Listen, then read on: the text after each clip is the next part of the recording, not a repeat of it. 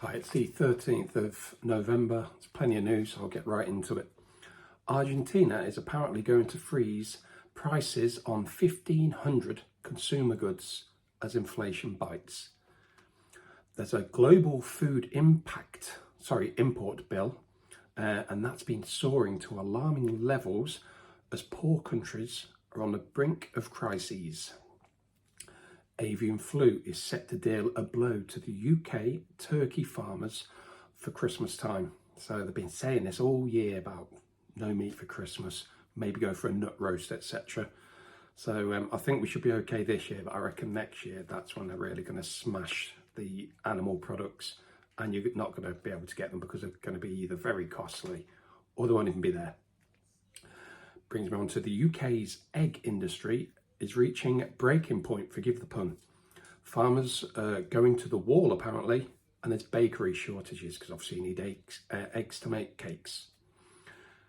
In the UK, drive-thrus could be banned under plans to tackle the Cly and Mutt change. Madness. The WEF stakeholder and capitalism is just global fascism by another name. Sorry, I've had to pause certain bits there because otherwise the AI will no doubt flag this video. More than 50 poor countries are in danger of bankruptcy, says a UN official. Britain is to borrow an extra £190 billion as public finances sink deeper into the red. And guess who's going to be paying it back? Us. And guess how it will be? Through taxes, taxes and more taxes. So yeah, I'll keep saying it. I released a little report earlier just to say, look at one of my first videos I ever did on my previous channel, which I've saved up on there, Rumble. And yeah, there's going to be some sort of crisis soon, some financial markets, banking. So please protect yourselves. The Bank of England's Bailey says inflation curbs may take up to 2 years to kick in. I don't think inflation is ever going to come down, to be honest. I think it will hyperinflate. And yeah, the debt, the UK and the westernised debt will be inflated away, and then you'll get your central bank digital currencies taking over. And that's just fiat in a digital basis. UK possible stealth tax freeze will cost families $27 billion. So I'll attach all the articles I can. Please have a good read of them. German industry stares into the abyss due to the energy crisis, meaning they'll either have to close down or relocate to other countries. UK power stations apparently will be allowed to breach their air pollution limits if blackouts loom. Working from home fuels 30% rise in long-term sickness, back and neck problems. Electric car owners will have to pay car tax for the first time to plug a £7 billion tax shortfall. I did allude to that a few weeks ago. The UK steel industry has warned it needs state aid to survive the green transition.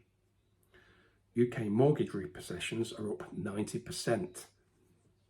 The UK Land Registry allows its employees 60 days holiday, and that has now equaled mortgage deals collapsing because there's such a backlog, 12 to 18 months, and it's just another thing that will get you to owning nothing and being happy.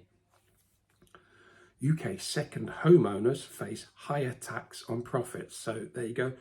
3 things there on you not owning property and going to renting and living in pods and tiny homes. British nightclubs might not exist by 2030, apparently. I would suggest that next year there'll be little to no pubs, restaurants or nightclubs. I would like to be wrong on that, so here's to hoping. Will robots replace humans at Amazon? I'll say most definitely yes, and in a lot of videos in the past I've mentioned about most of their factories now becoming virtually all automated, full of robotic AI. Keyo, K-E-Y-O.